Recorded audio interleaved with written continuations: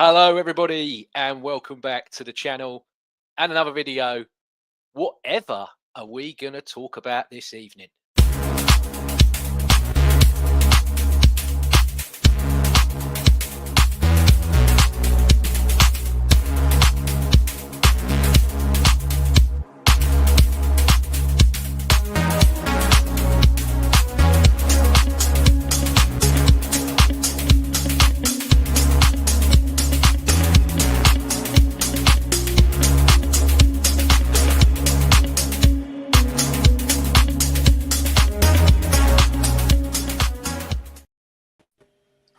Yes, hello everybody and welcome back to the channel and another video. As you can see, packed house, first one back of the season. Had to invite all the people that pretty much got me to the position where we are now. So we'll quickly introduce them all and then we'll get right into it because there's so much that we are going to speak about here tonight. So we got Melvyn. Melvyn, how are you? I'm okay, I suppose, after today's news. Yeah, not bad. Yeah, good. Good to hear it. And we got Neil as well. Neil, how are you? I'm still upset because Kai's injured, but I don't know what news you lot are talking about. But thank you for having me on. Oh, anytime. And we've also got Arsenal Above All's head honcho, Mike. How are you doing, sir? How are you? How you doing? I'm easy. I'm easy. Oh. I'm pretty easy tonight. Oh, really? I'm pretty easy tonight. Lionel Richie. But yeah, no, it's good to have you and everybody. Just quick as well. After the show is finished, in the description box, as always, Mike, your channel is in there, my friend. So Nice one, mate. Please go over there. Always a pleasure. Always a pleasure. And yeah, give their latest show a watch as well because Neil was on it and so was Nick. I believe, is it Nick? Please say it's Nick. Yeah. Oh, good for me. Good recovery. But yeah, no, brilliant show. So guys, lots to dig into. I think first and foremost, probably best off to do the game at the weekend and then move on to maybe the more fun stuff per se afterwards. So throwing it quickly in the chronological order, I'll go to you first, Melvyn. Obviously, Man United, first game of the season. And, you know, a lot of people I saw beforehand really panicking, really worried. You know, oh, Man United, it's a, big six and everything. I was more worried because we struggle against the lower league, teams that are 15th. That's where we drop the points. That's what I was like, they're not top six. We're good against the big six. I'm like, it's the teams that are 15th and below and everything that we're really, panicking about. That's why I was worried. But the lineup obviously come out. Did you have any problems with that lineup when you saw it? I know a lot of people were a bit shocked with the fullback choices, and some thought that Havertz was going to start over Gyökeres and everything. But was that all right for you, or did you think the lineup was spot on? I didn't think Havertz was going to start. Never thought that. That was never in my mind the intention. I didn't think no. The fullbacks, I love Calafiori. The only thing I was worried about is that he's far better going forward than back, as we all know. And there, Mwepo, how do you pronounce him? The guy from Buemo. Yeah, Buemo, yeah. And I remember I said last season, at the beginning of the season, I'd like him at Arsenal. I think he's a terrific player, and I thought he could have turned him inside out, but it wasn't that bad at all. And I think Martinelli, for all his non-attacking, he helped out in the first half, our left back. The right back, for me, the best right back we've got is Timber. He's I think I'm seeing cracks in Ben White's game, whether that's because he's not still fully fit or it's a confidence job, I don't know. But he's not the Ben White of 12, 18 months ago, where he ruled that right-hand side at the back and going forward. So, no, Timber for me, if I had the chance, I might have even played Timber at left back because the Brentford guy, still can't say his name, cutting inside on the right foot of Timber, he'd have him every time. But no, it was okay. No, the team he picked was fine. I mean, we can go on to it a bit later. We haven't got as many what I call passengers in the squad as we did, say, 12 months ago. But there are still a couple that we might talk about later. Yeah, and Neil, obviously you're next in the order on my computer. It might be different for everybody else, but yeah, what about yourself? I know, obviously you've probably done this question 2 or 3 times already, but if you want to chip in again, there might be people that have not seen it yet. So, for the people that maybe new, Is this a recording of Neil? I should have done that. Damn, I should have recorded it. This isn't actually Neil. This is ChatGPT, Neil. I paid Google for a bit of other ChatGPTs are available, but yeah, I paid AI for this, Neil. Not bad. I look pretty much the same, don't I? What did I think of just the lineup of the game in general, how it played out? Sorry. Give me the lineup and then we'll do the game a bit later. But yeah, give me the lineup first. Right. So the lineup. The only thing that I was a little bit surprised with was the introduction of Geek from the start. I thought Kai might start to play Geek straight away. I was a little bit surprised at that. But then again, I thought, well, look, he's got to get up and running as soon as possible to try and get used to the pace and to, get. I mean, obviously, I know he played when he was at Coventry, but he's been away for a while and he needs to get back up to what it's all about, how we play, how he's going to mix and blend in with the other players in a match proper, I guess. So I understood it. The only other one was, I think you guys have spoken about it, having both the left back and the right back, White and Calafiore. I can say it now, Melvyn. I think is that right? Finally, because I just used to call him Rico. You're close. It's not perfect, but you're closer than you must be. It's fine. For goodness' sake. It's fine. No. Calafiore is fine. It's fine. So maybe I would have thought that someone like Timber might have come in, or MLS, and then because I felt because of that the back was slightly there was a balance wasn't quite there. They were a little bit just disjointed in the first half, so I thought that was another one.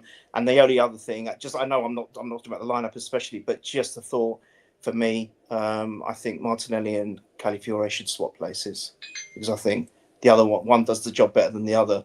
So yeah, I really believe that. But apart from that, no real other surprises for me.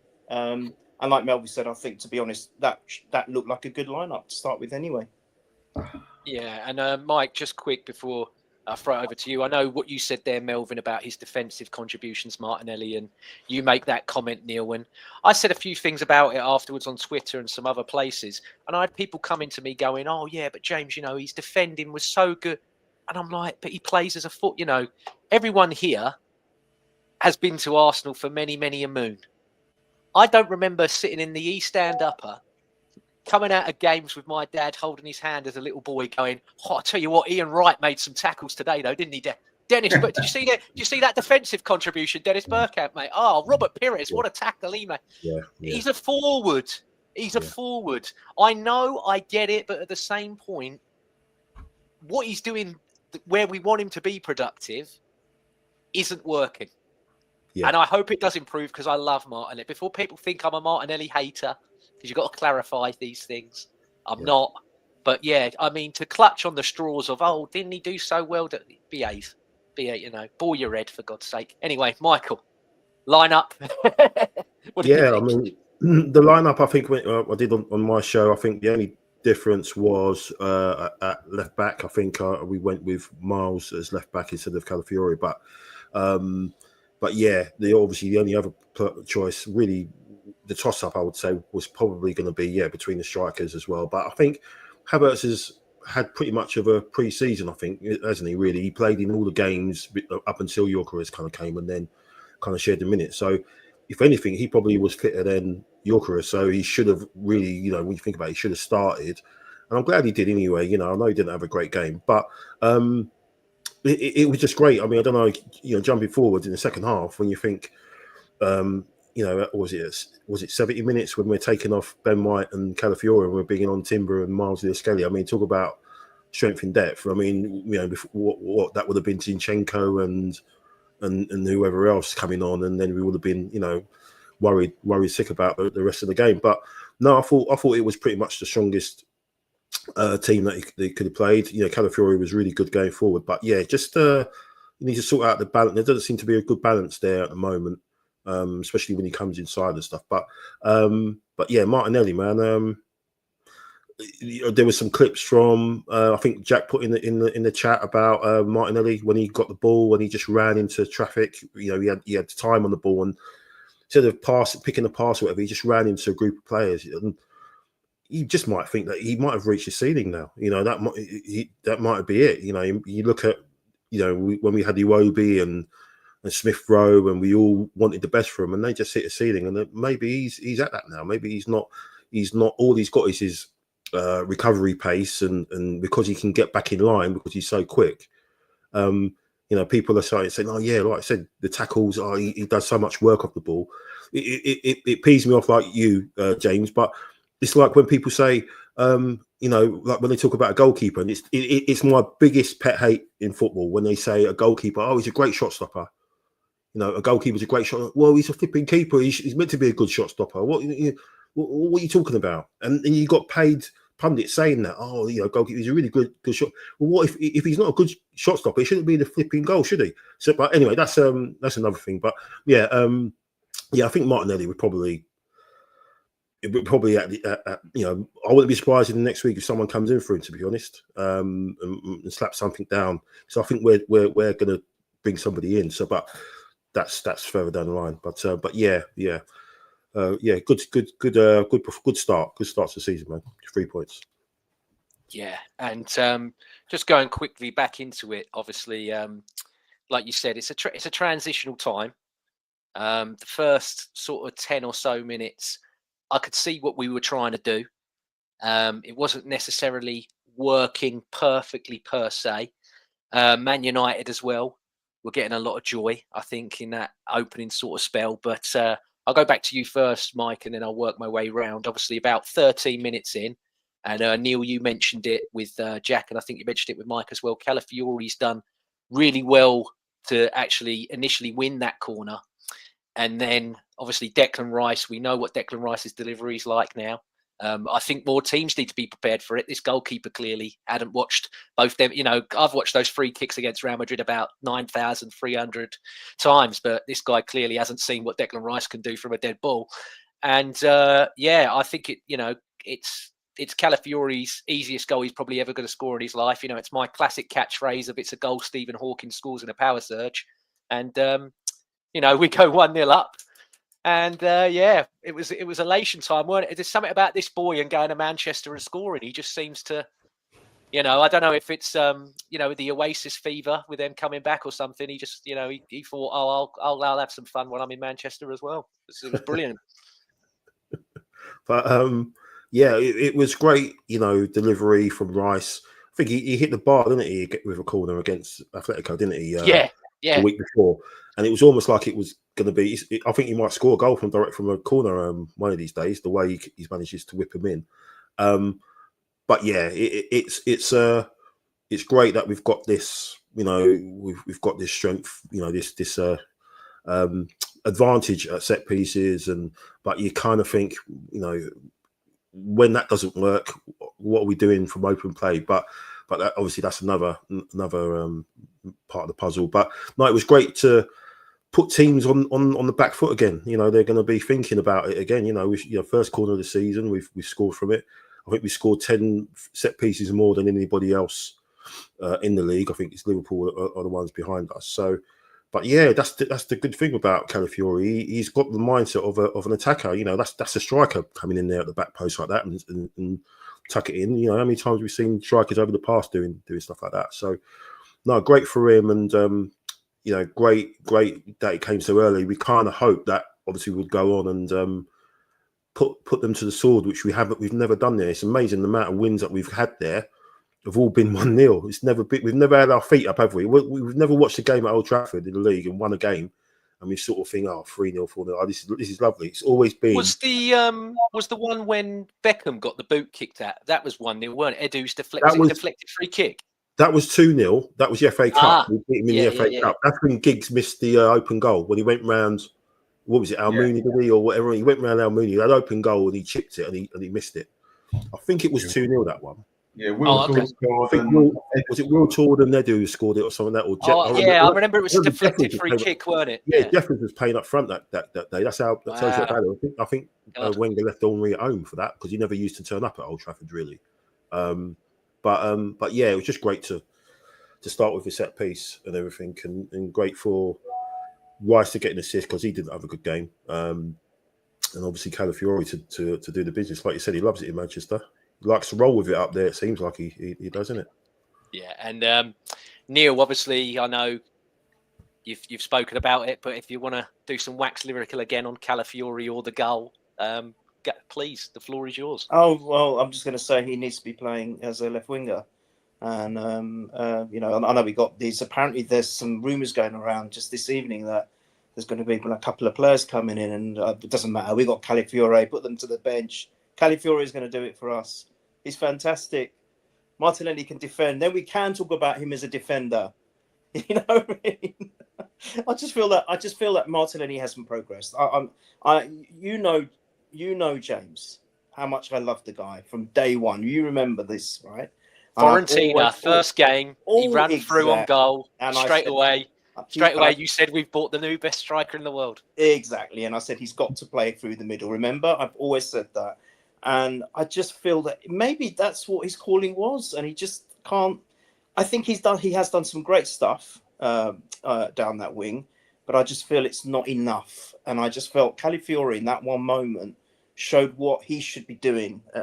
For me, Calafiori just has a bit more strength than Martinelli. I feel that Martinelli gets bullied off the ball too easily as well, and he's just become a very predictable player in my eyes. Every time I see him, I already know what he's going to do, and then he does it. And you think, oh God!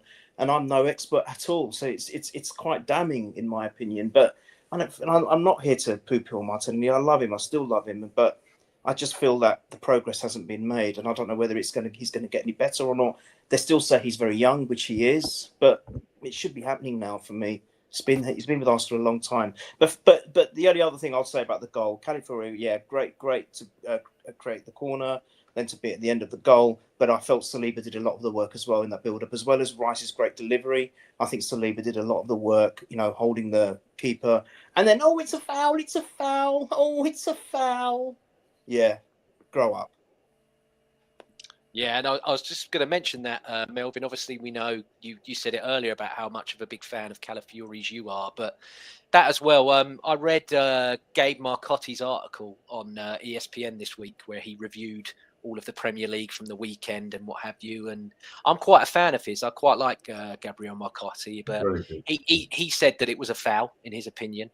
There's a few others that I've seen say it was a foul and it wouldn't be given, and they're like, you know, I thought there was this fresh hold on the holding and everything. And I'm like, well, I was shocked. I watched Monday Night Football and Gary Neville said, well, if you're going to give it for Saliba holding, then you've got this one trying to yank down Zubamendi's pants pretty much. You got the other one grabbing on it. So he said Arsenal should have 2 penalties if you're going to give a foul for Saliba.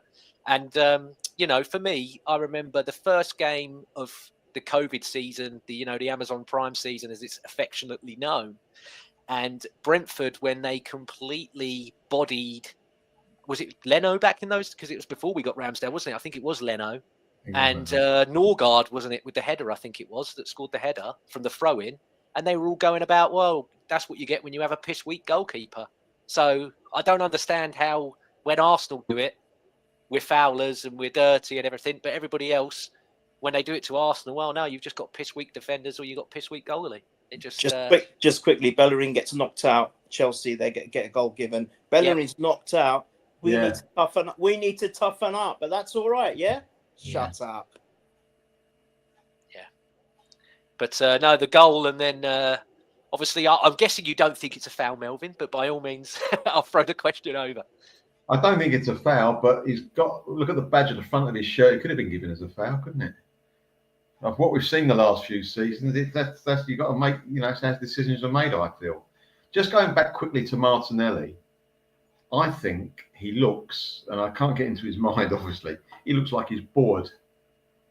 He really does. He needs like a break or a change of position, or hopefully not a change of club, because I still think there's a player there. I mean, we are getting a little bit impatient with him now, I agree. But he just does, as you say, does the same thing, and a bored person keeps doing the same thing the whole time, head down, and hopefully gets past the player. Doesn't look like he's got a plan to get past someone. Hopes something will happen and they get past him. He very rarely beats the back now on a run.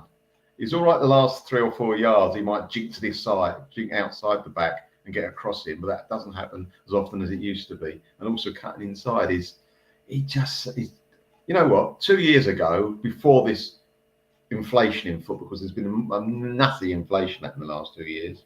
If you'd have said to me, you can get 120 for him, I go, do me a favour. No way would I sell him for that. It's all changed. It's all changed. You're looking at a £60 million player now, aren't you? In all fairness, which is a shame. But like Neil said, he can play through the middle. And to change it, you see, the thing is, if you change up, say, Gyökeres for Havertz, or said it's not working, you can also put Martinelli in the middle. It's a different game. We change our tactics. But changing, say, Havertz for Gyökeres or the other way around, you're not really changing anything to a degree. But changing Martinelli, who's a totally different player to the other two, it gives the defence something to worry about. But anyway, we'll see. Yeah, and the thing as well with that is I think people forget how good Martinelli is in the air. If you look at last season when we played Liverpool away, when Trossard come on and Trossard was like, look, you go down the central, I'll play on the wing. Martinelli made a run that no other of our forwards would make. Obviously, Gyökeres will probably make those runs now, but no other forward that we had in their side at that time would make the kind of run that he made. And he absolutely loops Alisson, who's arguably next to David Raya, the best goalkeeper in the league, with his header. So I think, Martinelli is so underrated in the air. Look at that run he did against Real Madrid for the second goal. Yeah. I mean, that was quality playing down the middle. Bit of freedom, bit of something different. Yeah, I do think because he's the guy as well that Arteta on the touchline's constantly coaching. So I think, like you said, he's just probably been beaten out of because he's regimented. He's like a structured player. He's gone from being this Brazilian free-flowing player to I've got to do everything my boss says or I'm going to get yelled at type guy. He doesn't play like a Brazilian now, does he? No, exactly. And that's probably why he's not necessarily getting picked. But going back obviously on the game as well, United slowly come back into it, started to carve us up a bit. Obviously they had the Dorgu moment where they hit the post, and they had another one straight after with Cunha where he just blitzed through the middle of our team completely. It's something that I've wished Arsenal would do a bit more, is have someone that can literally run. We always go out wide and try and cut back in, but they just went, screw it, I'm going to go straight through your spine of your team and cut through and try and score. But it was a weak shot straight into David Raya. And there was another one from Cunha, which obviously was the one that pulled off the best save from Raya of the game out of all the 7. Unbelievable save. And a lot had been said about our defensive work in the game. And I thought we were defensively sound, don't get me wrong. And obviously they got the result and what have you. But I don't think defensively we were perfect. They obviously had 22 shots on our goal. And we only had that twice last season. And that was against Brighton and I believe Man City. And we only had 10 men in them games. Those games we had 2 players sent off, and the way United just bypassed our midfield at times. Lenny Yoro was just allowed to dribble it out and spray it wide to whoever. And I think the goalkeeper, as much as he's been slagged off, but there were times where he would get the ball and just go long over the top of our midfield. Because you look at it, they had Casemiro and Bruno Fernandes. Who are they going to run? They're not running through what we've got, even though our midfield didn't have a best day. They're not running through our lot. And I think as well, we just didn't press as well as a unit from the front. When Kai Havertz, Saka and Odegaard and Martinelli are on top form, they're all going. As soon as the goalkeeper and them want to start an attack, they all press for. And I think that was missing. But Mike, what do you think? Obviously, what areas of improvement are there for you? For Arsenal to do. I know a lot of people will say this week it might be boring training sessions because it's just going to be a lot of pressing and passing the ball better per se. But what do you think needs to be done? I definitely think the midfield was definitely off it. Obviously, I think you put in the chat saying that I think Zubimendi was ill. He's been ill for a couple of days, and that's why he might have been missing from a few training photos because people were freaking out, thinking, "Oh, is he injured?" and they're keeping it quiet. And apparently, he was ill, and he hadn't trained for a bit, but he wanted to be, involved. And you could see he kind of grew into the game. So it looks like after, getting over the first half, the hecticness of it, he started to grow and impose and started to do a lot of interceptions and what have you. And And I think Rice didn't look right as well. He looked like he was ill as well. His head was down a lot. You know, he's walking around, his head was down and looked like he was blowing after the first 20. So he may have been carrying something, I don't know, like a bug or something. The only one that was really sort of not, you know, not superb performance, but it was Odegaard. You know, showed a lot of energy. He was pressing and stuff. You know, right at the end, he was sprinting around like a lunatic, trying to press him. Played a lovely ball to Saka right at the end, near the end, where he just kind of scooped it through, and that was going in if it wasn't blocked. It was a great shot from Saka, and that was from Odegaard, and the best stuff came from him. But at the same time, Odegaard, there was a couple of times decision making. He didn't release it at the right time, especially with Gyökeres as well. So just think the midfield, there needs to be a little bit more synergy there with all three of them. But I just think it was the game, the significance of the game. It was almost like we were on the back foot already, because obviously Liverpool and City won. So all straight away we're like, okay, no slip ups here. You know, we can't mess around. And obviously United were up for it. First game of the season, everything's always tough up there no matter what. But if anything, the midfield just needs to have a little bit more cohesion, a little bit like what they were against Athletic Bilbao. And you're right, the defending was good. People were throwing their bodies in the line or in the way of shots, which was great. But I do think, Saliba didn't look 100% in the first half. Neither did Raya. He was doing his usual stuff, holding on for the ball way too long, cutting off angles and everything, and then just having to hoof it. And it's like, well, why don't you just do that in the first place? You know what I mean? It's just inviting unnecessary pressure. But no, I think midfield mainly. I just hope if the midfield clicks against at the weekend, I think we'll be having a lot of fun. But obviously, we'll see what happens. Might have another individual in there. Who knows? Hopefully, we're getting close to it. We're getting close to it. I promise. But yeah, Melvyn, just throw it to you quickly, and then I'll go to Neil afterwards. But Mike there also bringing up the midfield at the weekend, and he mentioned Martin Odegaard, and Martin Odegaard was the only midfielder in the league with accurate through balls. He got 2 for the week. Morgan Rogers had 3, so he was second in terms of trying to play a through ball into his centre forward successfully. And I read the article on the BBC this week about Arsenal being the second quickest team in terms of attacking all weekend. So it's a clear directive and change on how we want to play from how we've played for a long time. And a problem you've got there, obviously, is you've got Declan Rice playing on the left-hand side with his right foot, and you've got Martin Odegaard playing on the right-hand side with his left foot.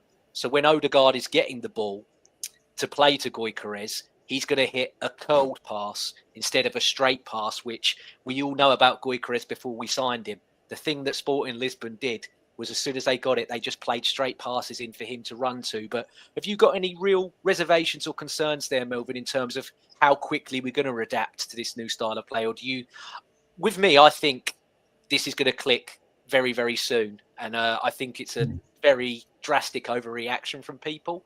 But what about yourself? Are you, a bit more concerned about it, or do you think it's all going to just come together eventually? It will come together. They'll be training, they'll be playing. It won't take long at all. They're not fools. They're proper footballers. I mean, as I mentioned before the start of this pod, look how many people, the geniuses would tell us Dennis Bergkamp wasn't good after 8 or 9 games, right? And now this guy's played 1 game. It will happen. The only thing about Odegaard getting 2 through balls, I think he misses out on a lot of through balls he could give. It looks like the easy ones, and then you think, God, and he overplays it or the angle's wrong, and so sometimes statistics can lie. You think, and he's done well because he's got 2 in, but he should have really got 6 in. So, it will happen. I'm very excited about it. I mean, with all the rumours flying around, more than rumours it seems, that we're going to be a great attacking force. And with what I didn't like about the United game, was I thought they had the ball in our area for far too long a time. Last ditch tackles, blocks. I don't want to see that. I mean, I'd rather they do that and let them score, but I don't want the team to get so many chances, because you're playing, the odds are at some stage you're going to let a couple in a game doing that. I want our backs to stop the crosses coming in. I want our midfielders to protect the back 4. And I don't think in the first half they particularly did that very well. Yeah, I mean, the only time that we did concede more shots to Man United they actually scored 8 goals that day. So I think they had 23 shots in the 8-2, and we conceded 22 to them at the weekend. But it doesn't matter because the result is all that matters in the end. But Neil, just quickly there, just going off what I said to Melvyn, really, have you got any huge reservations or problems, or do you think this is just one of them things where it's like, look, this is going to click eventually, and when it does, panic stations for the rest of the league and Europe? You're talking about the Geek, right? Just all together, just the Oh, you know the way the midfield and the getting into Goicoechea and everything. Oh yeah. No, I thought the first half performance was abysmal from us. I really did. Apart from the goal, I thought we just lacked shape and we lacked cohesion as far as I'm concerned. But it seemed to get a bit better in the second half. I just think it's a case of some players maybe not being ready, which is wrong in my opinion. You have to be ready first game of the season. But it is what it is. You can't undo that. And maybe a couple may have not been, maybe suffering from some illness or something. But like you said, Zubimendi class act, even though he might have not been feeling well. I want to play, and I think I love that guy. I think for me, I've said it before. I think he's going to be the player of the season for me. Well, as far as Arsenal are concerned, everyone's eyes are fixated on Gyökeres. I think it's going to be Zubimendi, and I can see them two having a fantastic relationship from a service point of view and then finishing point of view. I really do. So I've got absolutely no concerns at all. I think once everyone starts clicking, just imagine Saka had probably one of his worst games, right? And we still came away from Old Trafford with a 1-0 win. Just imagine when Saka starts playing at 50% and then 100%. Well, you say this, Neil, as well, but Mike made a great point. He does that. He nearly scores, playing on the left hand side, not the right hand side. He's moved position, and then also he nearly sets Madueke. So it would have been classic, like we've always said about Saka. He can have a dog shit game, still get the numbers, but he'll still get you an assist or a goal. That's why he's our best. Theoretically, that's why he's our best player. Oh no, totally agree with that. But I'm just saying, just imagine when he does start. Oh, gotcha. And I'm not just saying it for his sake. I'm talking about the person that we brought in for the service point of view and those levels. I'm with Melvyn, and I think Mike. End of the day, it's just the first game. We've got 3 points. You just wait until we smash Leeds on Saturday. It's going to be fun. I tell you, loads of fun. And Neil, I'll throw it back to you because obviously I wanted to mention the 3 new signings, and I thought I'd pick you for Zubimendi because you've mentioned how much you love him. And I just want to say, obviously, like Mike said as well, Sammy Mockbell today revealed that he had a sickness bug, missed 2 days worth of training last week. Wow. But he begged to play this game. I think with Norgard being injured, if Norgard wasn't injured, I don't think he'd have picked him. But obviously, no Norgard there. He probably didn't want to drop Rice into defensive midfield or, anyone else. So he went with Zubimendi, and he definitely grew into the game. But, he's still done 11.2K, which was the same distance that Odegaard did the whole game. So he ran his arse off, even though he probably had stuff falling out. He had the world falling out of his arse, let alone running out of his arse. He covered, he made 87% on his passing. He made 2 clearances, 1 interception and 1 block shot. And he was only dribbled past once. And yet I got told he had an awful game. What did you make of that, Neil? Considering he's doing this on Imodiums and whatever else, I think it's a good performance. You can't follow that, can you, James? I mean, I look stupid. I'd say he had a bad game, won't I? No, you can say whatever you want. No. I think he just took time to grow into it. I think the whole midfield was appalling in the first half. There was no midfield. I mean, for much of the game, there wasn't a midfield. His tablets did kick into half time, is what you basically mean, yeah. Yeah, it just was that way, wasn't it? And then he grew into the game. I mean, I was just thinking, God, our midfield's bad, the defence is bad. We've got nothing going for service up front. Martinelli's doing the same thing again. Oh, this is really terrible. But at the end of the day, I think it might have been on Jack's pod or Michael's pod, I can't remember which one, but I said, but then I reflected on it and I thought, hang on a second. What encouraged me about the whole performance, and this is the midfield and the new signings included, I just thought that we were maybe didn't come out of second gear. We've got another 3-4 gears to shift upwards. Man United probably won't get much better than they played. I think they'll improve a little bit, of course, but they won't get that much better.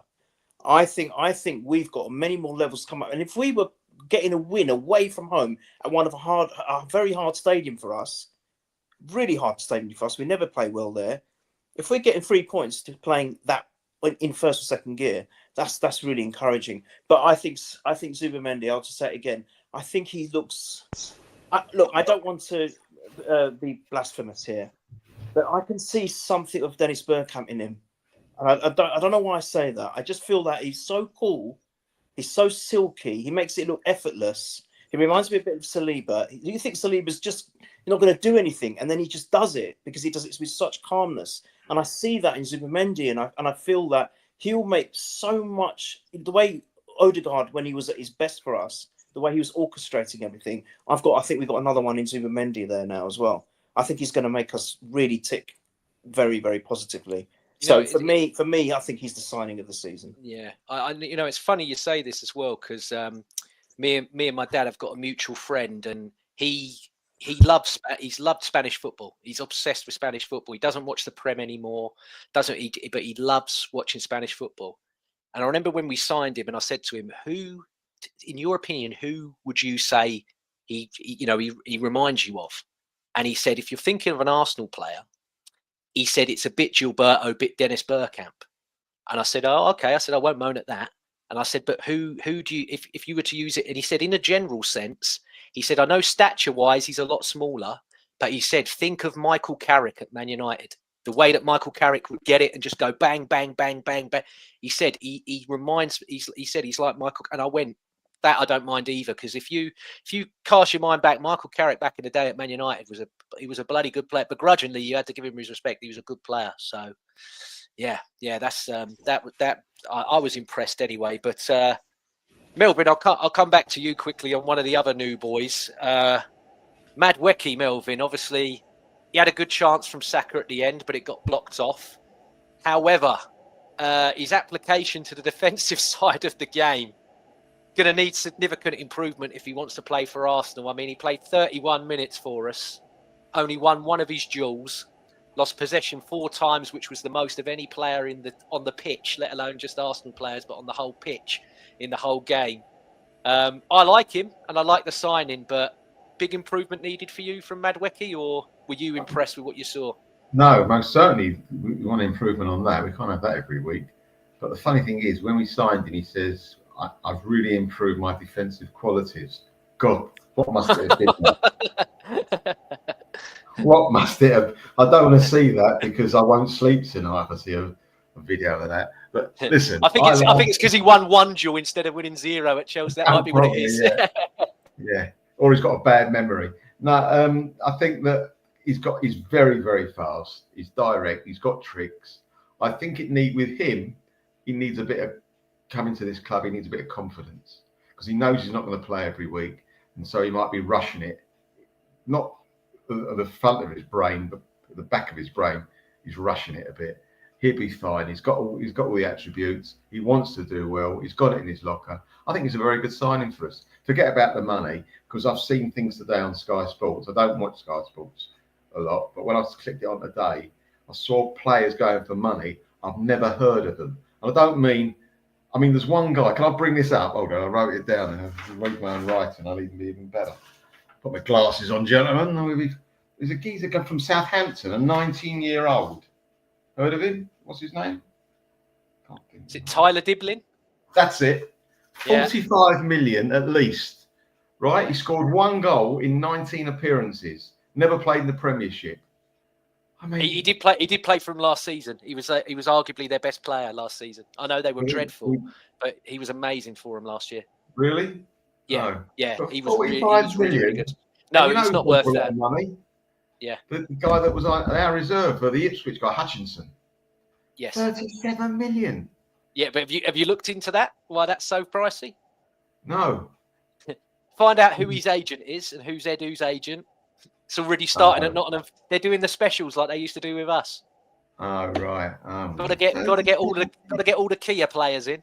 Got to make sure, Anyway, we paid Edu, if he sells a Kia player to Nottingham Forest, gets club card points. So that's why. Oh right. Yeah. I mean, 50 million is a lot of money, but it's not anymore, is it? No. 50 million is like championship player. Yeah, That's but what it seems like now. the thing is, Melvin, no one wants to buy any Arsenal players for 50 million, do they? Well, because we got the wages we put them on. Yeah. I mean, we can't give our players away on the side of milk. You know, it's ridiculous. Well, get them with Kellogg's. Get 3 Kellogg Yeah. tops, and you get a player. Yeah. But Michael, I've left you till last, obviously, for Gyökeres, and I did feel sorry for him, but I see no massive reservations, and I've seen people panicking, and I've seen people even slating him that are Arsenal fans in inverted commas. Yeah. Before the show, I know obviously I took a long time to send you guys the link and what have you, so apologise. But I was doing me Arsenal homework, as I like to call it, and I took a look at the Arsenal top scorers in history, and I narrowed it down to the time frame of people that the panel would have potentially have seen play. Just straight away, Thierry Henry never scored on his Arsenal debut. Ian Wright never scored on his Arsenal debut. John Radford never scored on his Arsenal debut. And I'm going to hate saying this man's name, so I'll do it quickly and get it over with. But yeah, Robin van Persie never scored on his Arsenal debut either. So all of you that are Arsenal fans, rein it in on Gyökeres.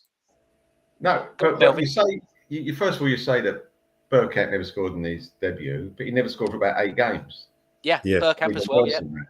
But Pires never scored on his Wright debut. scored in his Arsenal debut, not league debut. I think against was it Leicester? The League Cup, did it? Did he get? Yeah, he scored.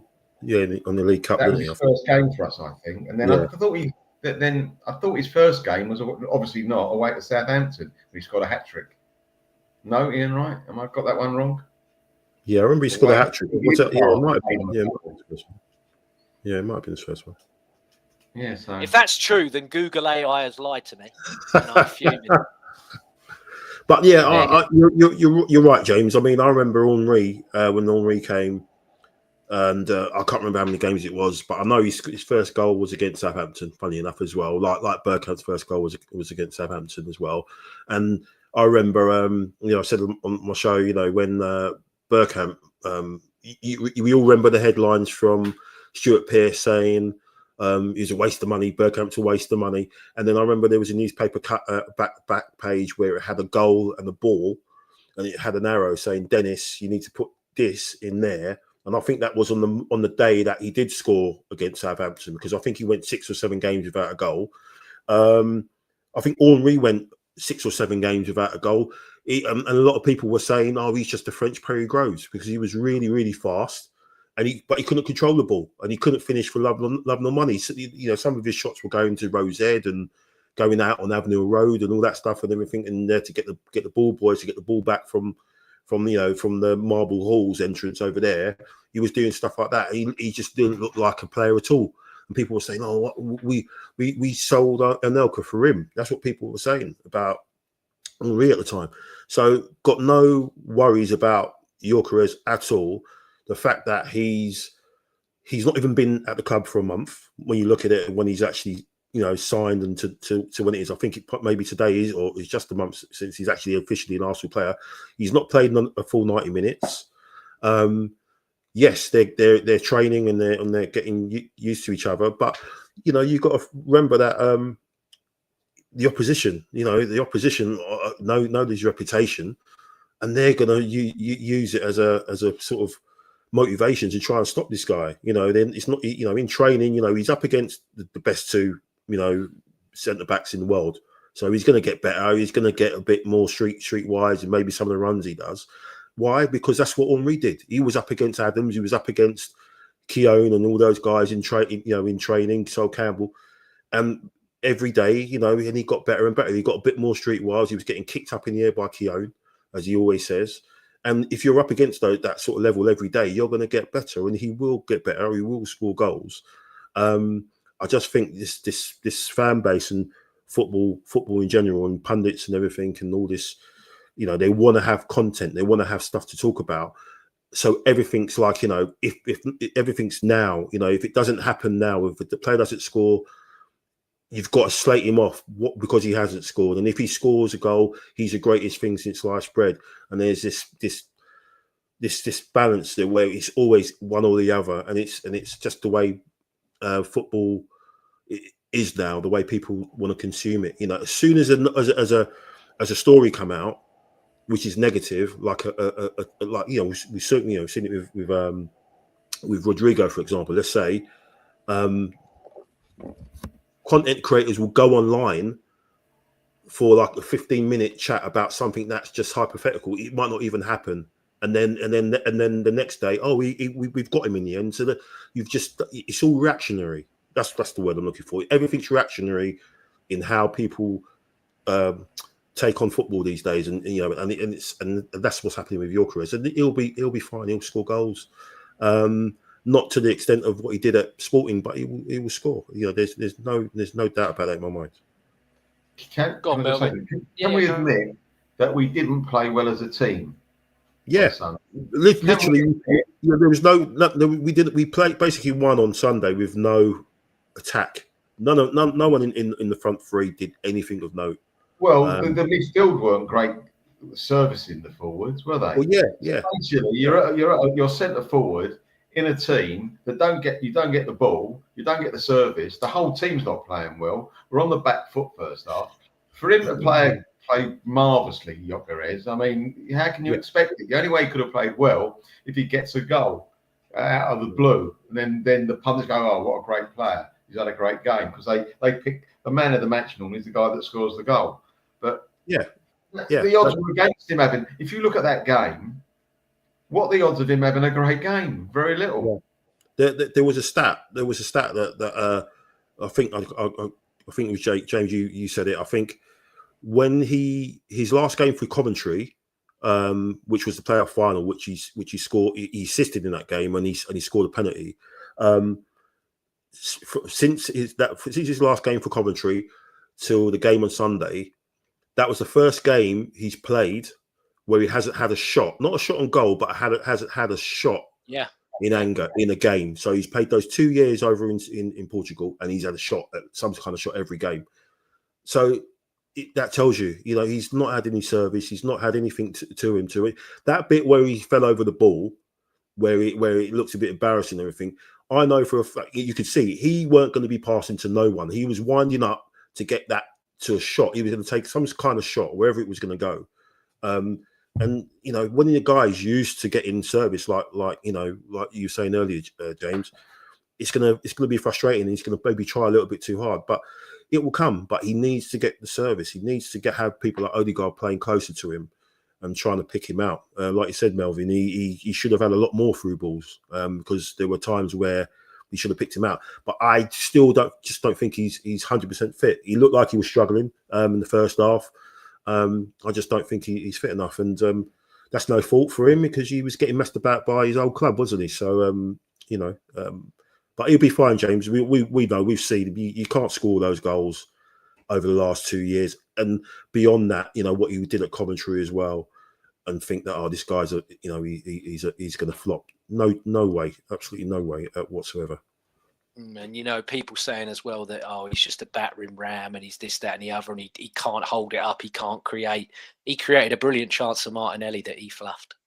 That was arguably the best thing he did in game, was the cross into Martinelli. I know he messed up the next one, but the one he put on for Martinelli, if Martinelli had a bit more time or confidence, he'd have done better with it. He'd have done better with it. But Melvyn, you mentioned a minute ago there about obviously man of the match. And we always pick one on I pick one on the channel and put the picture up and ask if you guys agree or disagree with it. We haven't met and done it. But for me, there was only one glaring candidate, and he was on the thumbnail as well.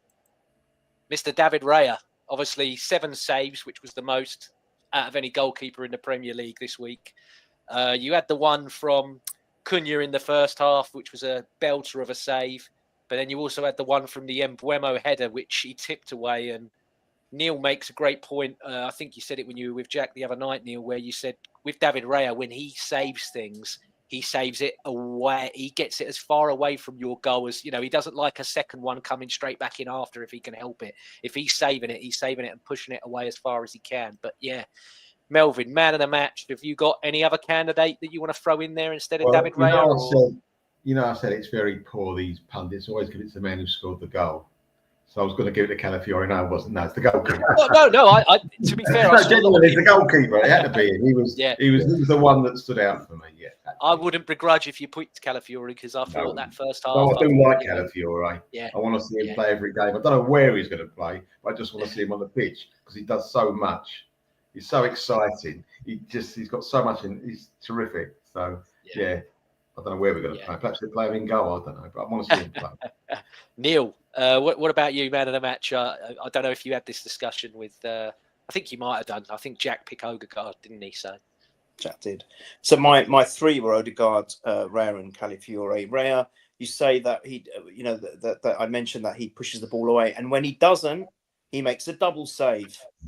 What's a keeper? So it doesn't matter if he does anyway. I didn't even think of that. He does a double save. No, I mean, I think he was tremendous. I mean, there was a couple of world-class saves. One definite world-class save. Was it Cunha that could have scored and probably would have scored if it wasn't for Raya's heroics, which saved us 2 points, or gained us 2 points rather. And I thought Odegaard was probably our best midfielder, probably the best player on the pitch, really. But I and Calafiore, I just love him, just very much like Melvyn. I want to see him play because he's almost like he's a cavalier on the pitch, and he's just a maverick, and he's just fantastic. You don't know what you're going to get, and I love that because if you don't know what we don't know what he's going to give us, the opposition ain't going to know, and I just think that's quite a useful weapon to have. So I think I want to see a lot more of him if he doesn't, get any injuries. I want to see a lot more of him this season. But I will have to say, I think I agreed with the Raya decision. Yeah. And Mike, is it going to be a full house, or are you going to go different just to spice things up? I don't mind either way. Just to be different, I'll give it to the Man United goalkeeper for flapping. I'll give him the man of the match for that. So thanks for that, mate. Cheers. Yeah, good shout. But just quickly before we get into the main excited stuff. Big shout out for Martin Odegaard. Like I said earlier, he also did 11k like Zubimendi. But I've got to just throw something out here. Obviously, Tony Adams in the week did a podcast. I think it was somewhere over in Ireland. And he had some comments to say about Martin Odegaard. Do I agree with those comments? No. However, again, and this is going into a whole debate about Arsenal fans and maybe modern Arsenal fans that might not have been born in that era or in Highbury. They were slating Tony Adams. And I just want to say here first, the first ever game I went to at Arsenal was Paul Merson's testimonial. And they were warming up. And before a ball was even kicked, I remember being in the lower, I think it might have been lower east, because it was a testimonial, so we didn't have, obviously, the season ticket seat. And I was screaming his name for ages, absolute ages. And he eventually looked up, winked, and gave me a thumbs up. And I can't remember anything else in the game. All I remember was Tony Adams acknowledging the fact that I was there. And that's all I talked about on the way home. Was I can't believe it, Tony Adams. Because he was my favourite. Growing up, he was literally one of my favourite. Obviously, as I got older, Bergkamp, but when I first started, Tony Adams was my hero. And to see people that are calling themselves Arsenal fans slating and digging him out, saying quite vile stuff about him, I couldn't believe it. And I'm going to be very careful how I tread now, because there were two... And Neil, I'm going to use your least favourite word in the world, so I'll be careful. Influencer Arsenal fans, as they like to call themselves in the community. And I won't name them, I won't shame them, because obviously where they're female, I'll get accused of bullying as well. And I don't want to be doing that. But they said that Tony Adams has a lack of understanding on the role of being a captain. This is Tony Adams. Yeah, Melvyn. This is the same Tony Adams, just quick, that won 4 league titles, three FA Cups, 2 League Cups, and is the last captain to lift a European trophy for this football club.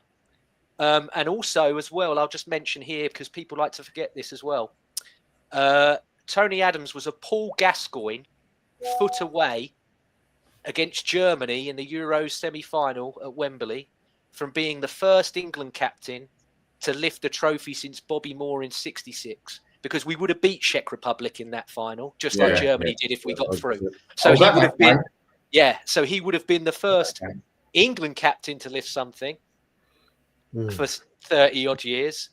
But also, I mean, you guys, you're older than me, so you saw the '88 and the '91 season of Tony Adams as well, which I never.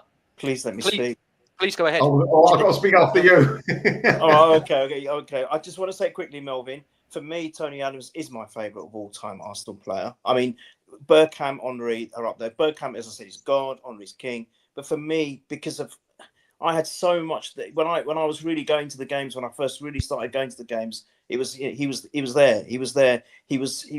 He's captained 3 winning titles in 3 different decades. Right? For me, he was Vieira, as good as captain as he was. For me, the best ever captain I've seen, the best leader I've ever seen is Tony Adams. What do these? Oh God, I can't swear. These people. You can. I swore earlier, so you can. No, these people, which I have so much disdain for, to go on for their likes and their retweets and their popularity. Yeah, what the effing hell do they know when they talk about Tony Adams saying he has to learn a thing or two about captaincy? What are they talking about? That has really wrong. I was in a good mood. I'm fuming now after hearing that. I'm sorry. I know he had his issues. I know he had his off the pitch problems or whatever it was. But for me, I think he's one of the greatest captains I've ever seen. And I'm talking about football, all of football. And I know I'm biased, but I don't care. He is. And as I said, he's got those records. And yeah, he's done some quite, crazy things as a manager when he was doing his training, and everyone has a laugh at him. And maybe some of the stuff he says is probably he should have maybe say it differently. But I'll always love him. I don't care. I will always love the guy. The man pulled Caprice, and I will never ever Caprice in her prime. Yeah, I know. And people are disrespecting him. I know, and I'm sorry. I just love the guy. I know. I can't handle what you just said. I can't deal with it. That's amazing. Obviously, Melvyn, you said you wanted to fire away. Well, I could see Michael's putting one in the chamber as well. It's like saying, what does Colonel Sanders know about chicken? You know what I mean? People younger than me wouldn't have seen, obviously, Frank McClintock play. And he was, for me, the best captain I've ever seen. Frank McClintock, right? It might be nostalgia, I don't know. Because I was at that age where I was living, breathing Arsenal. It was like the first and last thing on my mind. But Tony Adams as a captain, forget about reading his record, which is fantastic. Just watch the way he played. Watch the way he got that defence together, commanded that defence, the way he got the team spirit. And if you're a player playing at the Arsenal, you look behind you, you see him, you feel like $1 million, and you know you've got to give 100% without him actually telling you that. He's the type of guy who would put you up against the dressing room wall and tell you what he thought if you weren't pulling your weight. He was the perfect captain, and George Graham would never have won what he won without having Tony Adams as his captain. So forget about, if you can't say the people's name, what they Arsenal supporters or general supporters? They're both Arsenal supporters. And I again, like I said, I don't want to name and shame them for No. But I thought they might be people that support Spurs. The thing is, Melvyn, where they're both women, you know for a fact, if I say who they are, I'm going to get called a bully. Oh, yeah, of course. Yeah. I'm going to get called a bully, which I'm not. I cannot believe that you two claim to support Arsenal and say such a thing like this. Even if you even if you disagree, like I've said, I disagree with the statement. I wouldn't strip Odegaard of the captaincy now. And that, Melvyn, funny enough, comes back to when we went to that show with Ray Parlour, Gilberto, and Vieira. Oh, yeah. Ray Parlour said, didn't he, when they showed this was just before they put all the banner wraps around the stadium, and they had the event, and Martin Odegaard turned up unannounced as a guest. And Ray Parlour said he spoke to every single person there. Before he left, he made sure he went around the whole room, spoke to the people. Do you want a photo? Shake my hand. I'll sign this. And then he said afterwards, he stayed behind for an hour with Ray Parlour and some of the other old players, asking them about Arsenal, what it meant to you. What do you expect And he said that he didn't even really say a word. He just sat and listened and soaked all of it. And Ray Parlour went, "That's why I believe this guy's going to be a great captain." And if Ray Parlour thinks if he's a good enough captain for Ray Parlour, then he's a good enough captain for me. However, at the same point, Tony Adams, for me, he can say what's Tony Adams' nickname? Mr. Arsenal. He can say whatever the fuck he wants to say, in my opinion. Yeah, I agree. He can say whatever he can. I know this is going to sound horrible. He can say up the Spurs, and I still love him. Yeah, that's what I feel about Tony Adams. You know, seriously, because he epitomised the Arsenal of that time. Yeah. He was when football was rough and tumble, and you had to be hard, and it wasn't all this tip-tap football. He was different class. You wouldn't have had any. I mean, the greatest compliment he was given, or one of the greatest compliments, was that Alex Ferguson said Tony Adams is a Man United type player. When Man United were right up there. I mean, you can't knock. I don't want to say anymore. Can I just before Michael goes, just one very quick thing.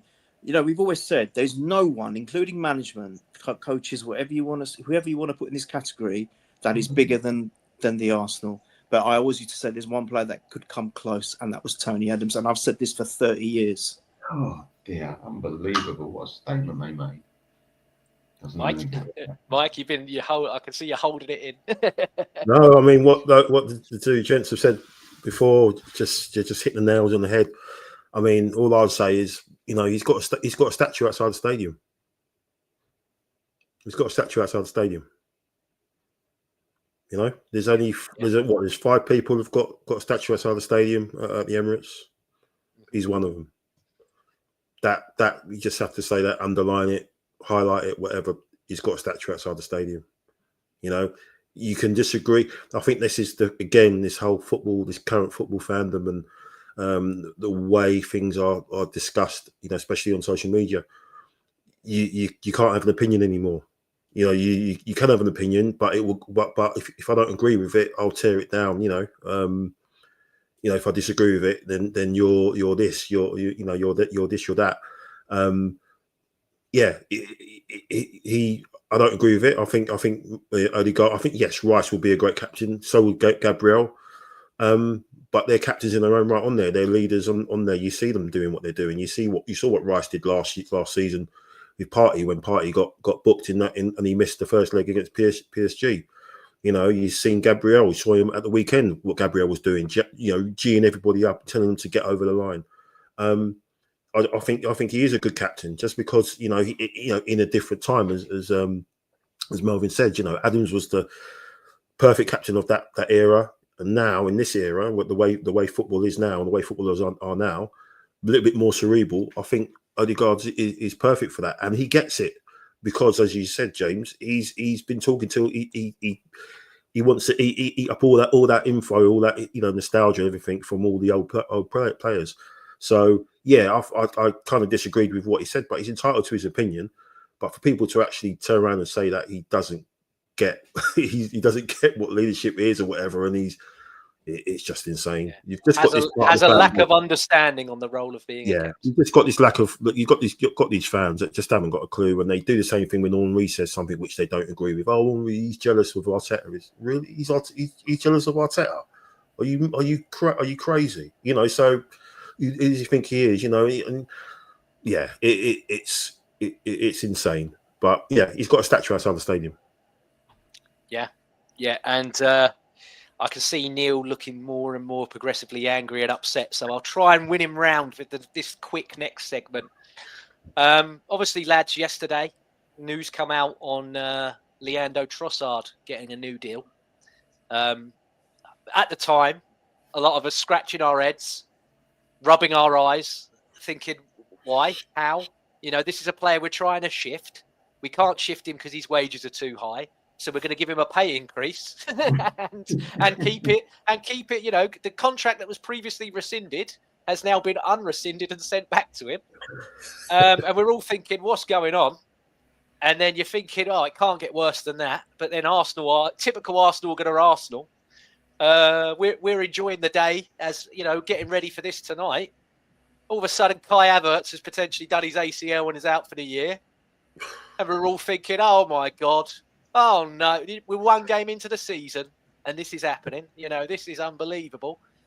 And then what, 5-10 minutes before we come on air, all of a sudden a certain Mr. David Ornstein, arise Sir David Ornstein, drops the bomber, as the kids call it, of Eberechi Eze.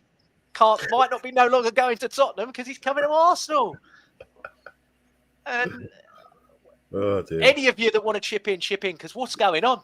What is going on? Go for it, Melvyn. This is nearly as no. This is better than Petit borrowing money off the Spurs chairman to get a cab to Arsenal to sign for us.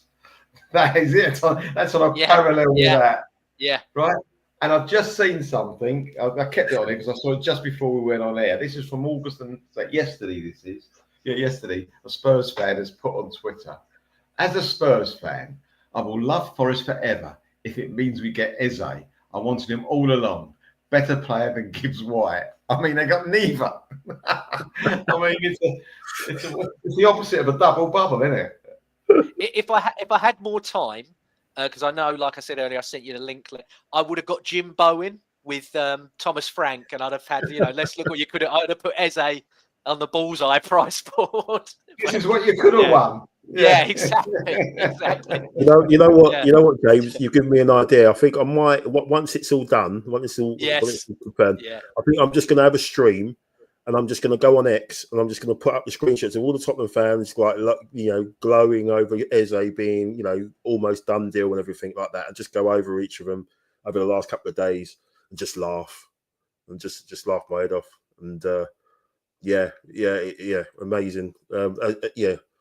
It's happened again, isn't it? That's what they say about him, isn't it? It's happened again. Yeah. Now, Neil, I know you want to speak, but just take it Eze before you do. All right. I just Spursy all over, right? All over. Deluded Spursy. What else can you say? I just want to talk about this is incredible. I didn't know. I honestly didn't know. I was being genuine. So I joined the lads before we went on live, and I was like, "What's going on? Well, haven't you heard?" No, I was in the kitchen. I was eating my tuna steak. I didn't know about no Eze, so it came as a massive and pleasant surprise. And I think as we've been podding, there's more and more developments. It's done. It's almost done. Sky Sports is saying it's done. Even BBC is saying it's pretty much done. This is insane. Now, you know me. I always wait for the club to announce it, and then the player has to go and kick Dele Alli in the balls, and then it's all confirmed.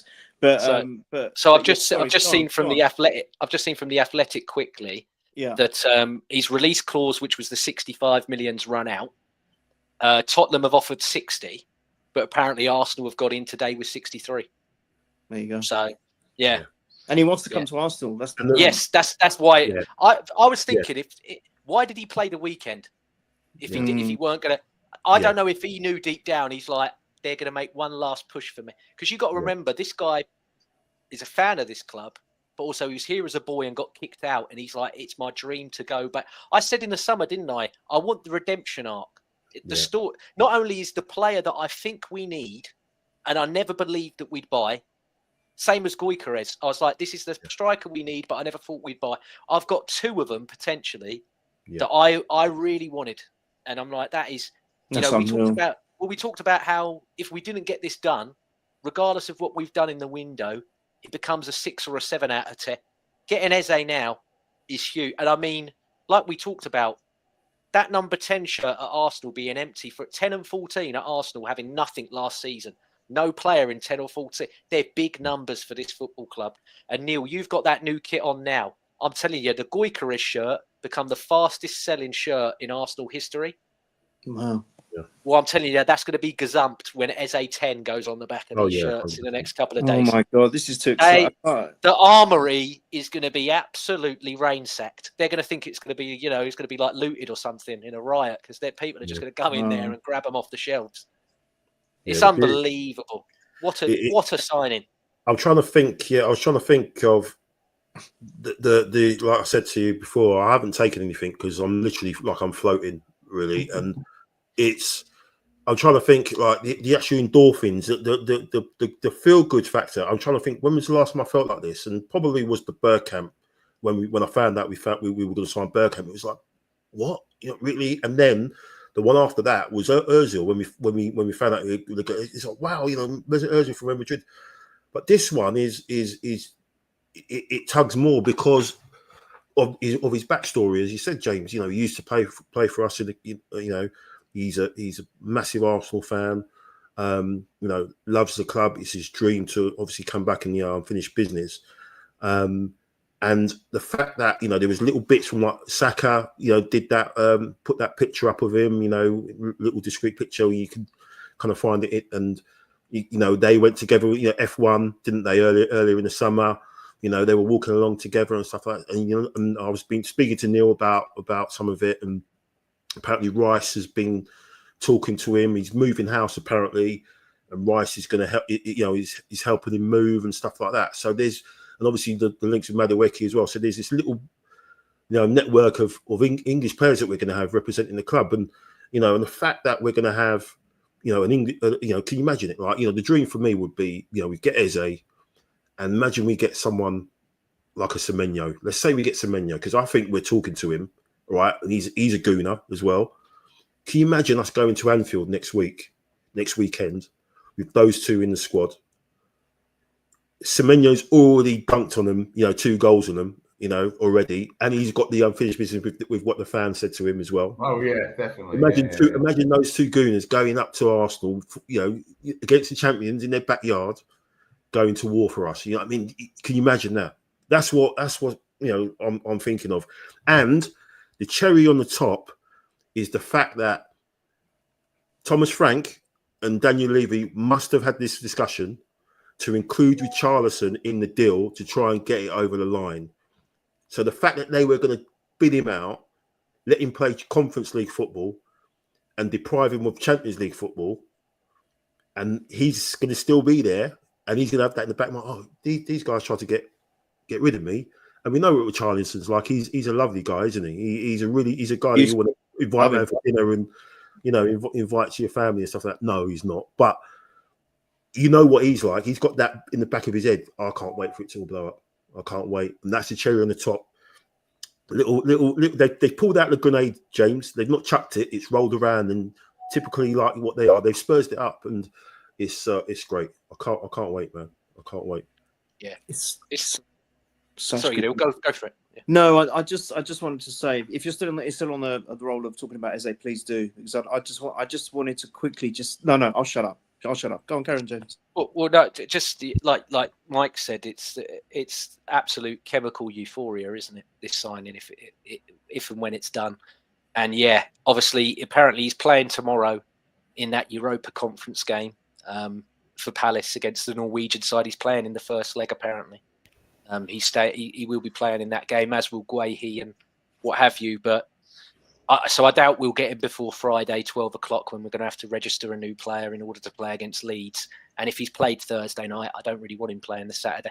But rolling into Anfield with Eze, with a number 10 shirt on, and we haven't won there. We haven't won there since Cazorla and Podolski scored, and I think that was funny enough, I think that was their debut.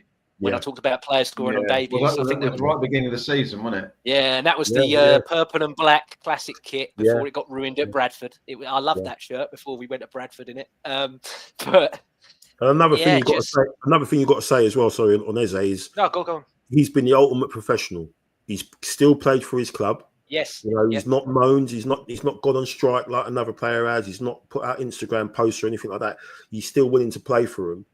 So that tells you about the man, you know, what he's about, what he's like, and what he's going to be like when he fits into the squad that we've got now. So you've got to mention that as well, because you know we've seen two players in the Premier League lose their heads and go on strike, and you know 3 players actually, because Fofana's done it as well, hasn't he? You know, it's mental. But no, Eze, oh mate, I'm so happy, because he's a player over the years that I've hated it when we play against Palace, because and he's playing. Whenever we play against Palace, you're thinking, oh, is he going to play? Is he injured? Because he's such a dangerous player, but you love to watch him play because he plays. If Arsene Wenger was still about, he would have been the player that Arsene would have bought, because he's that technical number 10, lovely on the eye and everything. and the fact that we're going to get him is just brings a smile to my face, tear to my eye, mate. Seriously, I can't wait. I really can't wait. I'm so happy. On another note, how bad is Havertz? And is he not going to be out all season? Is he?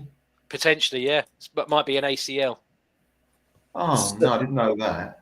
Yeah, that's what I was going to say. Sorry, before I thought, no, if you carry on talking about, as I say, it's important, but I think this is also important. And I think that for me, just very, very quickly, I am getting sick and tired of our key injuries seasons after season after season. There is something not right. I know all teams suffer injuries, but I've never seen a team like us where every season, and even if we're doing well, we've had it so many times before, you guys all know it, we're doing really well, and all of a sudden, bang, key injury, and it just derails us. Is it confirmed, though, Neil? And it's her. Is it confirmed? Well, we don't know exactly. No, I mean the report will be out from Arsenal probably in the next 24 hours. I'd have thought, but I'm just saying, whatever it is, there just seems to be something constantly happening to our players. And is it something to do with the training? The guys were saying earlier about the training ground and the facilities. And if there is a problem with it, I think, was it Michael, you were saying about the foundation, it's very hard, the pitch.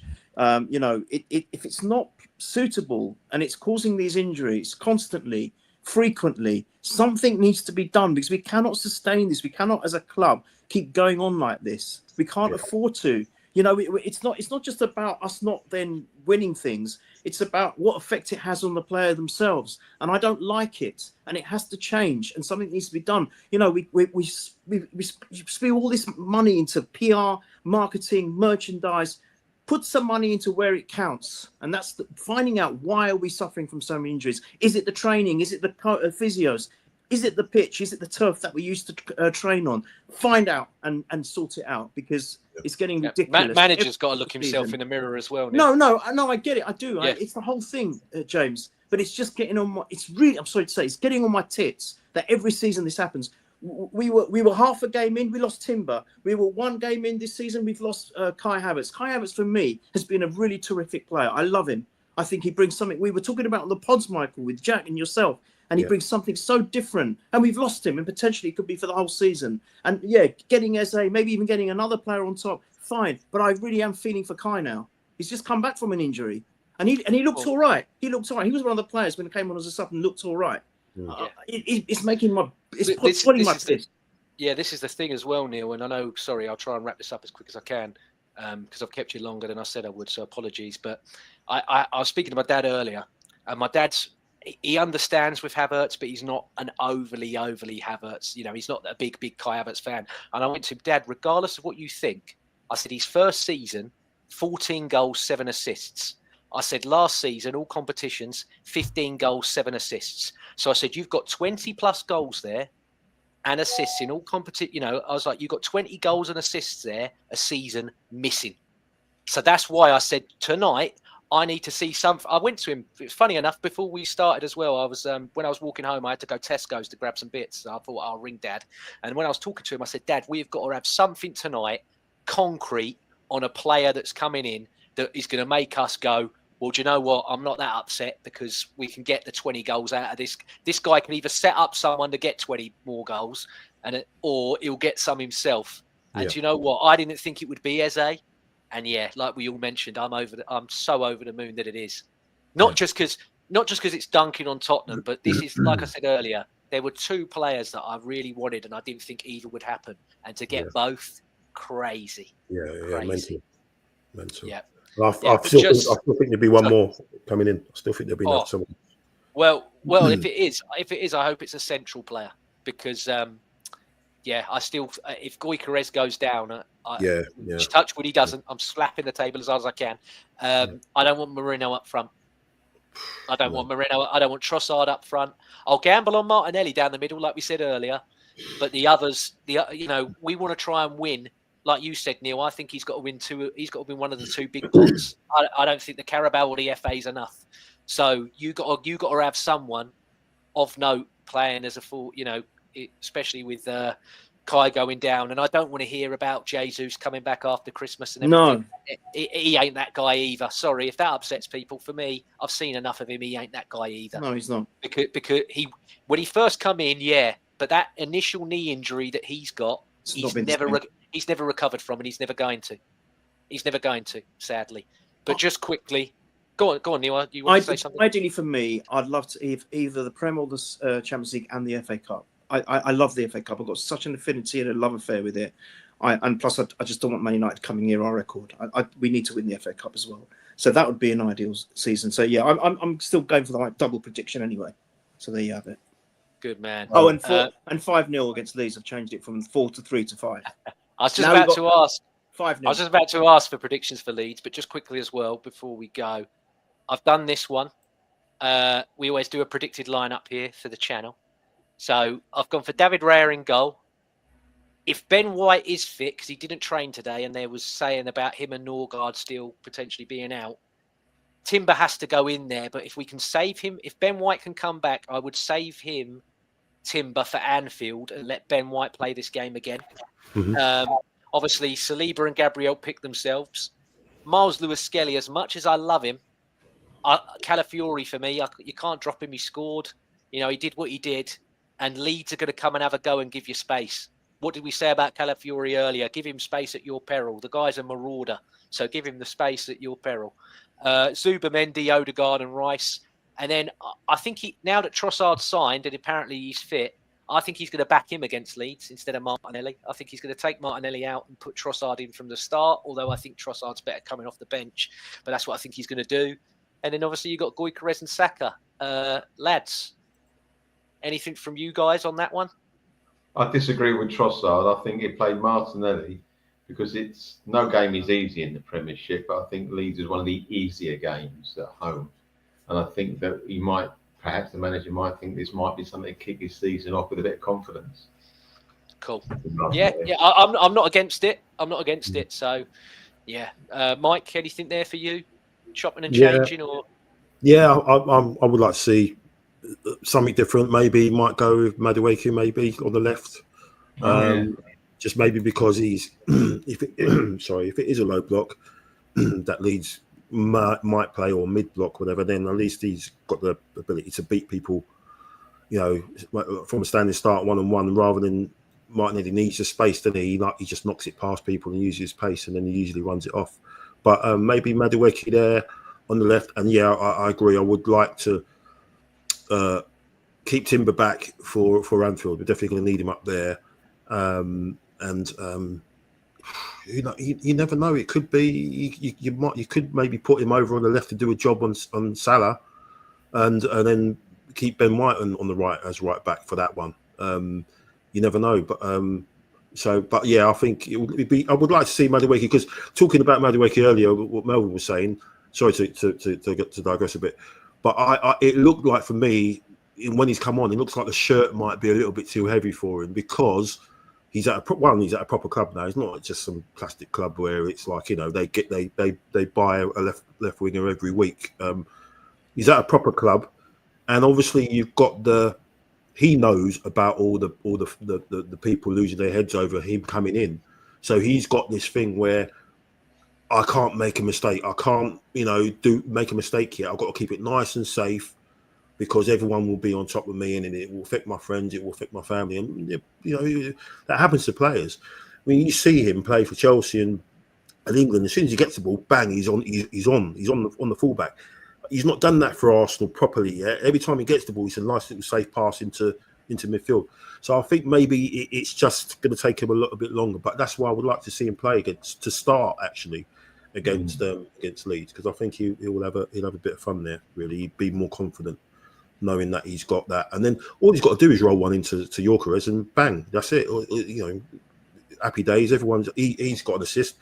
Gyökeres is off the mark, and everyone's happy. But I think that might just keep an eye on him. Just look at his demeanour when he gets the ball. It looks like he's under pressure, and that's just because of the way it was received when we signed him. So, I agree. I agree. It's like he's on trial, like a new trial. It just looks like he's not. His shoulders are up, Melvyn. It looks like he just looks, like Henri said in the past. Sometimes the cannon is heavy for some players, and it looks like it is for him at the moment, because, again, he's not playing for some plastic club. He's playing for a proper club. Where everything you do is watched to the 9th degree. Massive fan base, and because he knows that if he does one thing wrong, if he does the slightest thing wrong, if he tries to take somebody on and it messes up, then bloody hell, they're all going to be on me. So fingers crossed. I would start him against Leeds. I would start him. Maybe it's Neil, trying too hard. Can I ask you a question, Neil? Who do we buy him from? Do you remember? Who's that? Sorry. The winger. Who do we buy him from? Are we talking about Mad or Eze? Yeah. Mad. Who did we buy him from? Yeah. No, I don't even know who they are. There's some club, aren't they? Somewhere in the world. Chelsea Money, isn't it? Oh, is it now? That new club that was formed. Do you remember that? Yeah, that's right. Remember that thing we did? Yeah, I do know. Yeah. New club was formed. Chelsea Money. Yeah, that's it. Unbelievable, isn't it? Do you know what? I really hope he does so well. It was encouraging what Michael was just saying there, and I hope he does really well. I think he was just trying too hard. And that's why probably he was lacking. It wasn't stable from his defensive capabilities as well. I think he was probably overwhelmed. I think Mike was on point there. But I did you have Rico in that lineup? Just checking. Yes. Yeah. Okay, that's fine. So I agree with everything everyone said about the lineup and the possible changes and the kind of tweaks. The only thing I will say is once we're 5-0 up, I want to see Doberman come on and he will score a hat trick. So it'll be all right.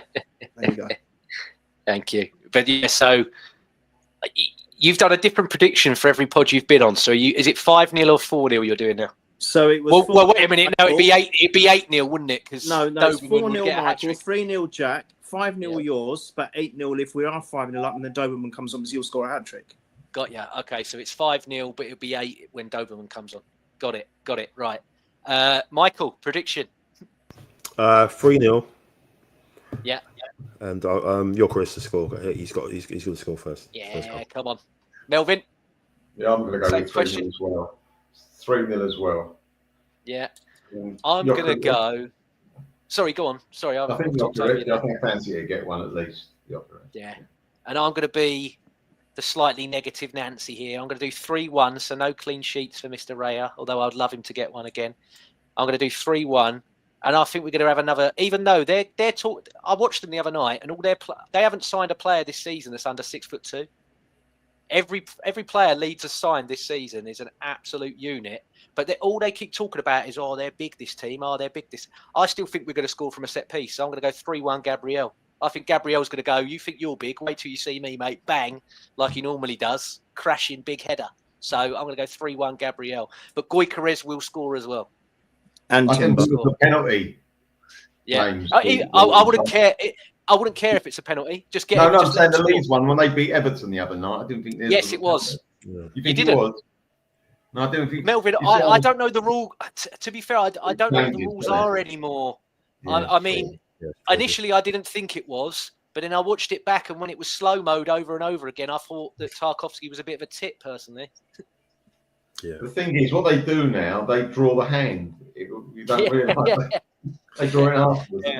Yeah. There is only one rule in football: Arsenal always play against 12. That's it. Yeah. But they think that you're like, you know, when you used to go on, but maybe you went on different holidays to me. But I remember when I used to go to holiday in Spain, and they had the bloody thing in the goal, and his arms would do this. And if you shot under, they gave you a little teddy, didn't they? I think they think the defenders got to do. They just think the defenders do that all the time when they're. It's ridiculous. But yes, thank you very much as always, everybody. Nearly an hour and a half. Apologies, Melvyn. If people want to hear more from you or see more from you, where can they go? At the moment, I'm basically only on Twitter. I'm afraid I'm not agreed anywhere else, but there could be another one I'm going to go on, hopefully, another 2 actually, but nothing yet. I'm still waiting to see what the exchange rate is before I sign anything. Very good, Melvyn. Very good. And no matter how desperate they are, you're still not going to sign for them either, are you? You're going to turn them down as well. Good man, Neil. By the way, I'm going to get a shirt, right? You know, I'm going to have one with Berta on the back. Yeah. Good man, Neil.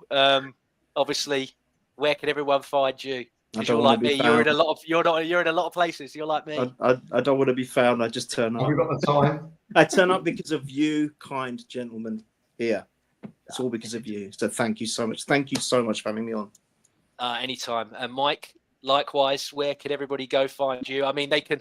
First of all, you should just look in the description of the video and you'll find him. But where can they, if they can't be bothered to do that? Which they Yeah, should be. yeah. Obviously, yeah. Arsenal above all. We're on Instagram, X, whatever you call it now. Obviously, my personal one's Chopper Harris 5791, and yeah, just obviously look. You know, a pleasure as always to be on your show, man, and to chat to Neil again. You know, the Arsenal. The most dangerous Arsenal fan alive, and the Arsenal Jason Bourne, and the Godfather, the Arsenal Godfather, and also Arsenal Jesus as well. You know, you're the host as well. So, and yeah, I'm in negotiations with Melvyn, about to cut to appear on. He's been quite difficult with his negotiations. That's why he hasn't really featured last season. Currency rate, Michael. And yeah, I'm trying to get negotiations with him. We've had a couple of WhatsApps. That really. Yeah, he has said he has given me the green light, but maybe a bit like Eze. You know, I'm holding my breath to. Hopefully, you can get him over the line. So, if we can shift Zinchenko and Lokonga and Nelson, Melvyn will go on your podcast. Yeah, yeah. You've got to sell before you can buy it. Yeah. Yeah, I might do a toss on him. I might give him, give him a bit more money and see if he wants to come on. But no, appreciate you. Really appreciate you. Great chat. You know, hour and a half doesn't even feel like an hour and a half. We've just been chatting good stuff. And yeah, long may it continue. I think it's going to be a really special season. So I think we've got to make sure we document it as much as we can, and for historical purposes and stuff like that. Because I think it is going to be a big season for us now, especially if we get Eze over the line and get another and go from there. Yeah, no, thank you so much, guys. And you know how much I adore you three and got all the time in the world for you three. But yeah, that's it, everybody. Thank you very much as always for watching, listening. And yeah, just subscribe, hit the like button if you want to, and give a follow on the old Spotify's and the Apple podcast as well, if you're doing the audio. And lastly, before I leave, Lemuria, the new EP from my brother, if you enjoy the theme song, that is out now as well. Who's your brother? Oh, he's got the shirt on. Here he is. He's got the shirt on. Yeah, good old Melvyn. Top man. Good All about the timing. Yeah, but no, give that a listen to as well, because yeah, he's smashing it with the music. But yeah, thank you very much, everybody. Take care, and yeah. Oh, sorry, take it, Eze. Yeah, take it easy. Yeah. Cheers, guys.